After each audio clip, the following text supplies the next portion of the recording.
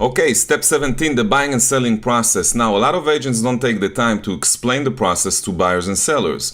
We kind of assume sometimes that they know the process, but they really don't. The majority of people don't really know the process.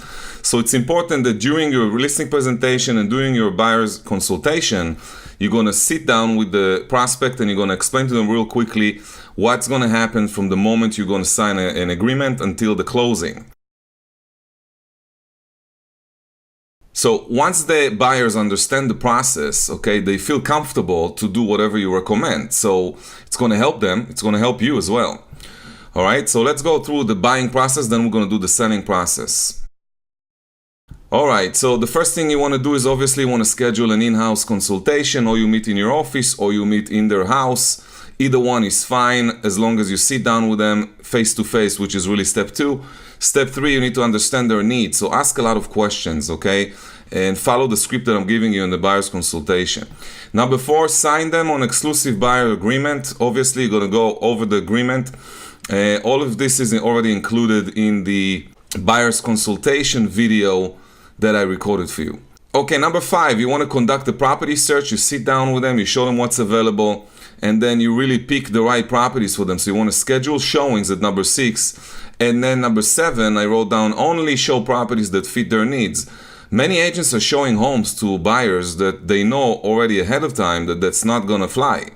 So if you're asking the buyers a lot of questions and you know exactly what they're looking for and you preview properties, you know what's available, you know the market and you're a market expert, then you shouldn't reach a point where you're showing buyers, 5, 6, 7, 10, 15 homes before they buy something. It makes no sense.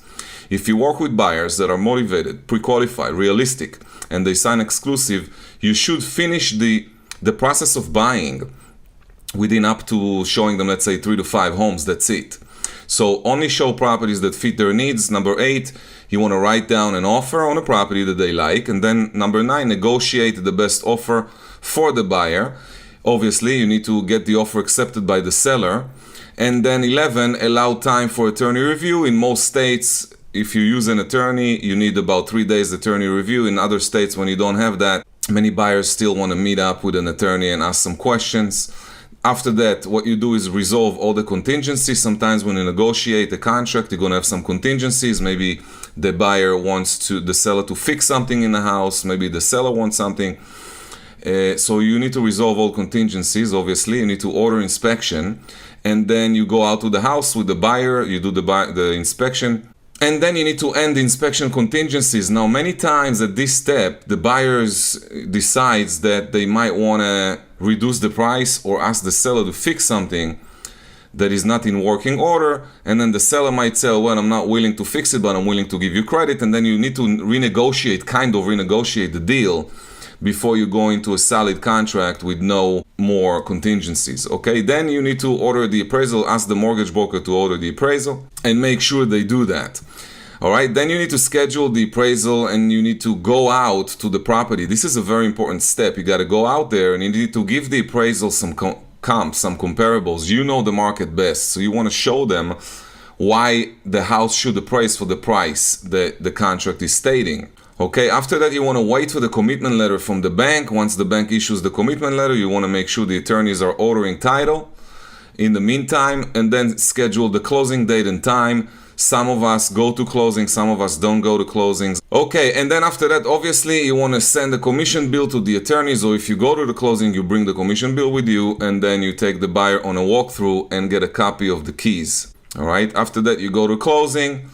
Obviously, hand deliver the closing gift to the buyer. So every single time you work with the buyer, after that, you're going to give them some gift, which is really important for, to build your relationship, to strengthen your relationship. Maybe you want to go to the house, congratulate them maybe 3, 4, 5 days after they move in, and show up with a gift. It's going to build a relationship and help you get referrals in the future. Okay, so 23, make sure the MLS shows you as the selling agent. In some cases, the listing agent might not show who sold it. You want to make sure that your name is on the MLS. All right, and then 3 to 5 days after closing, you want to call the buyers to make sure everything is okay. Ask for referrals. This is the time for you to ask for referrals.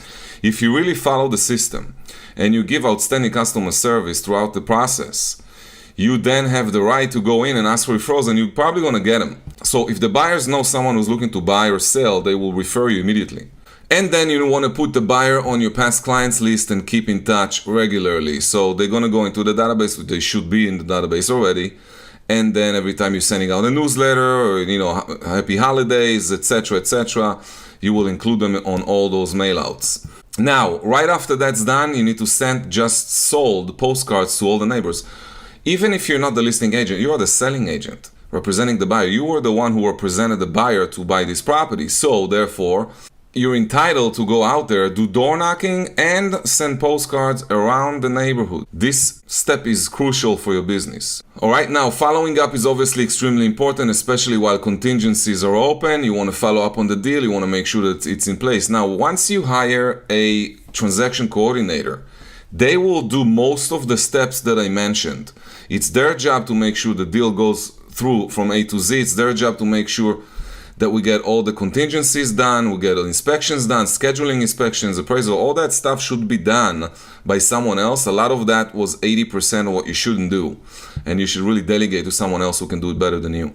Okay, creating systems and tools to help you in the process is obviously a given. You need to do that. As I recommended earlier, you got to always think like a business owner. So once you do about 20, 25 transactions a year, it's time for you to really hire a personal assistant. Alright, quickly let's go over the selling process. Obviously, it's important the sellers understand every step in the selling process, just like the buyers.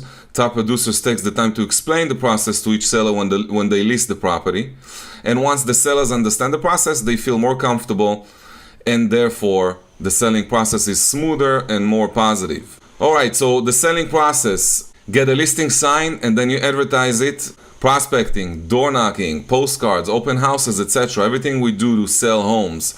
Schedule a showing until you get offers. So you want to schedule showings all the time.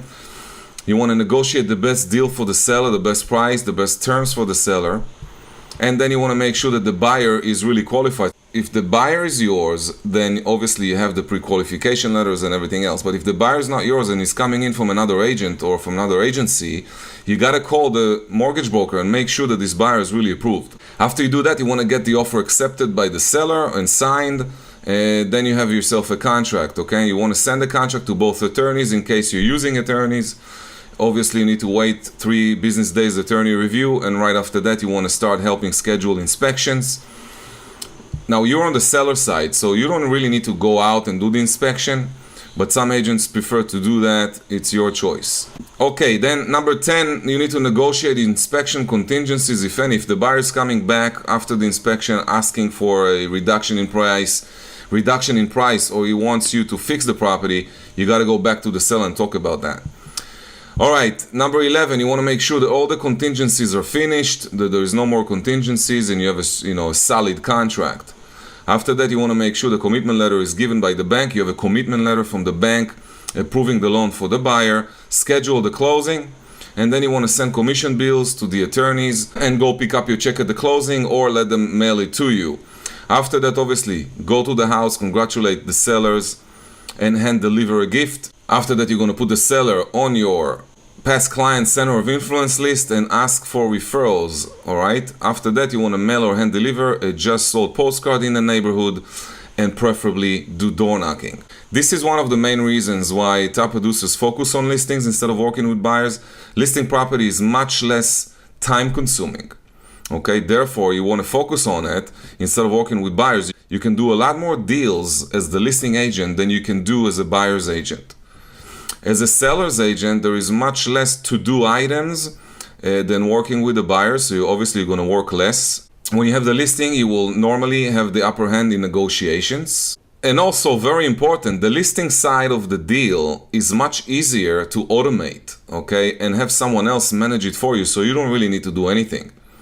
Okay, and then when you get the listing, the buyers obviously are coming to you. Okay, that's it on the step number 17. I'll see you at step 18.